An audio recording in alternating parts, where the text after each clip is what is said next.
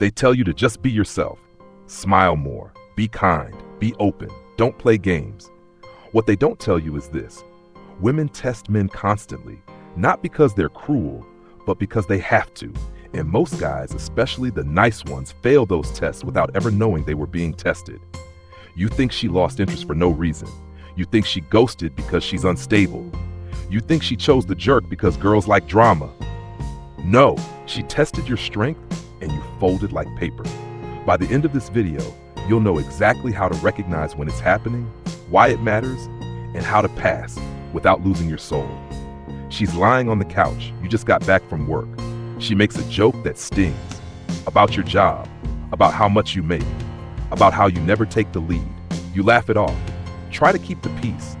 Tell yourself she's just being playful, but deep down, it burns. And instead of addressing it, you double down on being nice. You cook her dinner. You clean up after. You think being extra sweet will make her stop, that it'll show her you're the better man. What you don't realize is she's watching everything. She's not just hearing your words. She's studying your response, not to the joke, but to the disrespect. She's poking to see what's under the surface. She's testing to see if you've got a spine. And when you don't push back, when you don't lead the frame, when you pretend nothing happened just to keep the vibe good, you fail.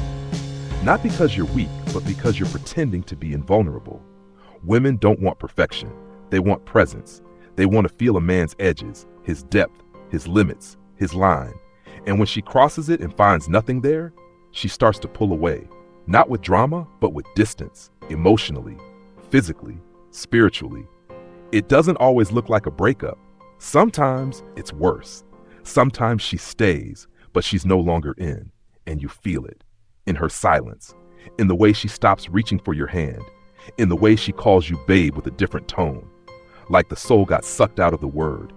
And now, every moment you don't speak up, every second you act like everything's fine, you're confirming her suspicion.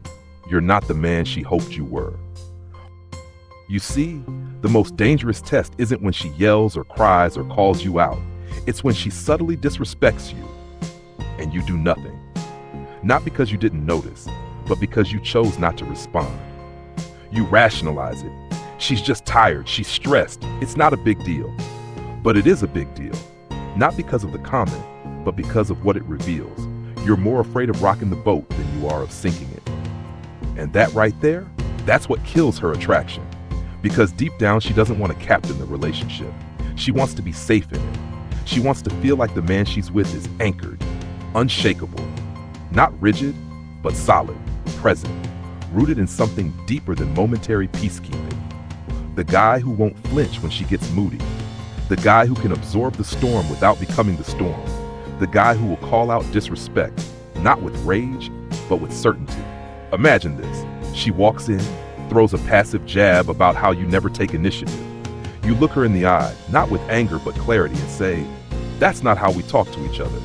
You're better than that, and so am I." Silence. She looks at you differently now, not because you dominated her, but because you refuse to be dominated by your fear of losing her. That's what passing the test looks like. You didn't yell, you didn't collapse, you didn't ignore it. You held frame. And here's the part that stings. She might test harder next time. Why? Because she wants to know it wasn't a fluke.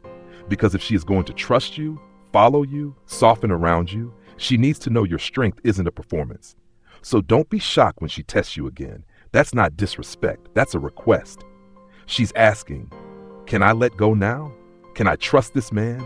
Can I finally relax? And if you fail again, if you smile and nod, hoping it all smooths over, you're not keeping her, you're giving her away. The most painful part of this, you'll never hear her say it out loud. She won't come to you with a checklist. Hey, just so you know, I need you to be a man who sets boundaries, maintains frame, and leads with grounded intensity.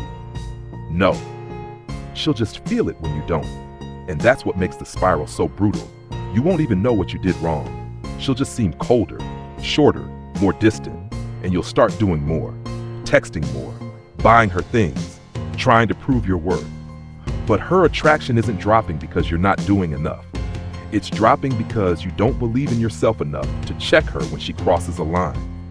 Every time she tests you and you fail, She starts to lose trust, not just in you, but in herself, in her own feminine expression, because now she has to carry the masculine role for both of you. That's when the polarity dies. That's when love turns into resentment. That's when she starts saying things like, "I don't know what happened. I just don't feel the same anymore." And you'll replay the timeline over and over thinking, "But I was good to her. I was supportive. I was always there." Exactly. You were always there, but you were never leading. You didn't fail because you weren't nice.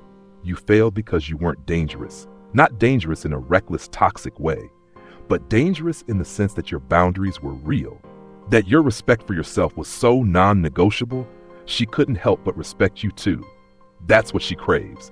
Not control, not fear, not manipulation. She craves a man who can meet her fire with calm, who doesn't fold when things get uncomfortable, who doesn't need to win the fight to walk away with dignity.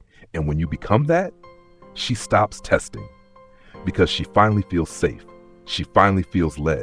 She finally feels like she can stop holding everything together, because the man in front of her can. You pass the test not by reacting louder, but by standing taller. You don't get her back by waiting. You get her back by never needing her again.